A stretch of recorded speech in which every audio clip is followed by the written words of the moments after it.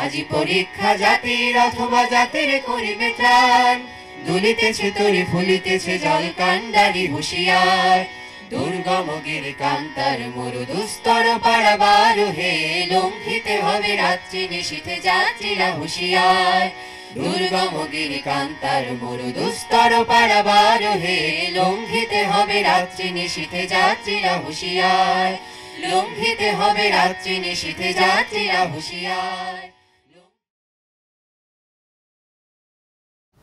ছাত্র জনতার গণ অভ্যুত্থান পরবর্তীতে যে নতুন সম্ভাবনা তৈরি হয়েছে, তাতে অন্যায়ের বিরুদ্ধে প্রতিবাদ জারি রাখা এবং সর্বাবস্থায় সাম্য এবং শান্তি বজিয়ে রাখবার জন্য নিজেদের ইস্পাত কঠিন ঐক্য ধরে রাখা, এই দুটো শিক্ষাই আমাদের এই মহান কবি তার বিভিন্ন লেখাতে এবং তার জীবনের যে আলেখ্য তার দ্বারা তিনি সেটি প্রমাণ করেছেন। শুধু লিখেছেন তাই না, নিজে সেটি তিনি করে দেখিয়েছেন।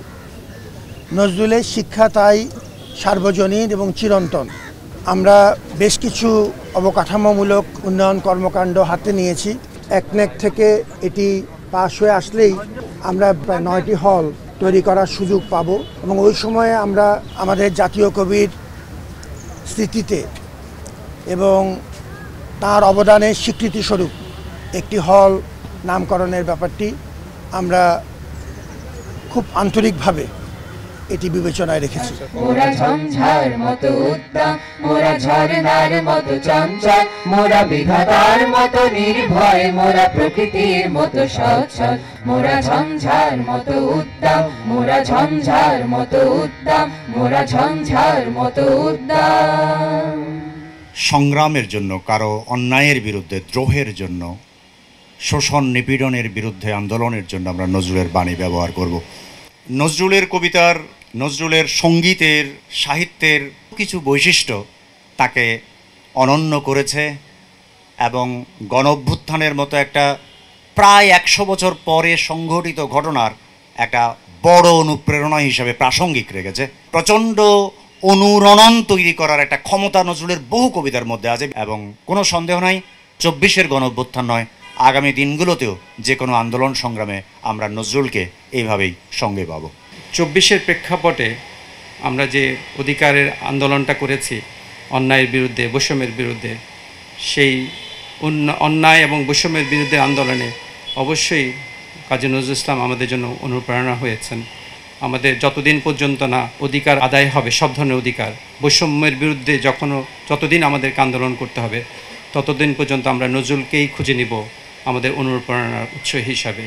নজরুল সবার কবি, এটি মনে হয় তার একটা খুব বড় গ্রহণযোগ্যতা হচ্ছে যে তিনি একেবারে সমাজের উপরের শ্রেণী থেকে একেবারে সমাজের নিচের শ্রেণী যারা, তাদেরকে নিয়ে সামনে চলতে, একটা সাম্যের যে একটা সমাজ ব্যবস্থা, যে সাম্যের কথা, ন্যায়ের কথা এবং সাম্যভিত্তিক, ন্যায়ভিত্তিক, ন্যায্যতা ভিত্তিক এবং বৈষম্যহীন যে সমাজের কথা, যেটি আমরা জুলাই গণ অভ্যুত্থানের আমরা দেখেছি, সেই সমাজের কথা কিন্তু তিনি বলেছেন।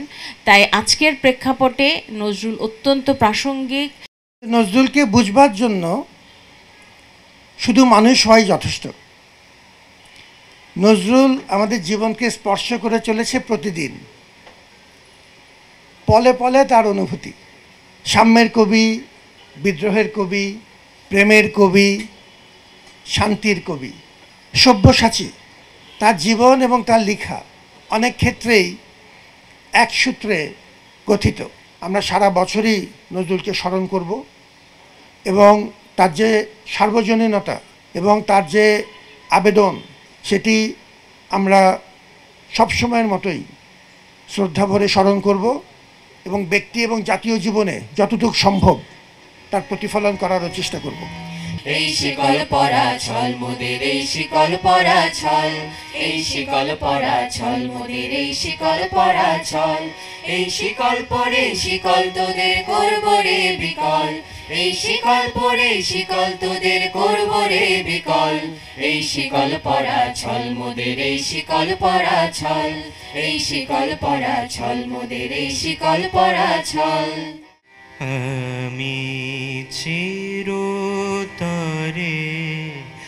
দূরে চলে যাব তবু আমারে দেব না ভুলিতে আমি বাতাস হইয়া জড়াইব কেশ বাতাস হইয়া জড়াইব কেশ বেনি যাবে যবে খুলিতে তবু আমারে দেব না ভুলিতে ফুলের জলসায় নীরব কেন কবি ভোরের হাওয়ায় কান্না